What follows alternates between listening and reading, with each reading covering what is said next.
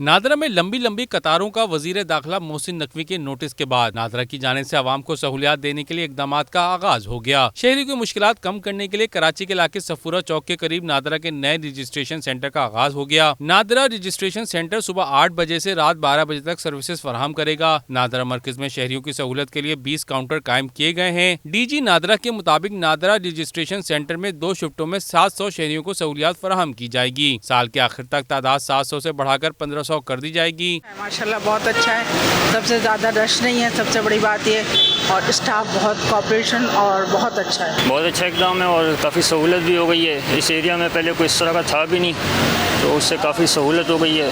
पहले ये कि रेस कोर्स पे एक था तो उसमें काफ़ी रश होता था, लेकिन यहाँ खुलने के बाद अब काफ़ी आसानी हो गई। अल्हम्दुलिल्लाह बहुत अच्छा, और स्टाफ भी बहुत अच्छा है, शानदार ज़बरदस्त। तो ये हुकूमत का बड़ा अच्छा इक़दाम, बहुत शानदार। यकीन नहीं आ रहा कि नादरा के दफ्तर पे खड़े हैं। अच्छा एक्सपीरियंस रहा और बड़ी जल्दी काम हो गया हमारा।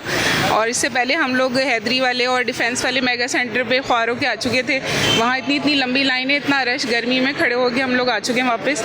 और यहाँ पे जब मुझे पता चला था कि यहाँ पे ओपनिंग हुई है तो हम लोग कल भी आए थे, कल इनके नेट थोड़े डाउन थे, शायद सर्विसेज नहीं थी।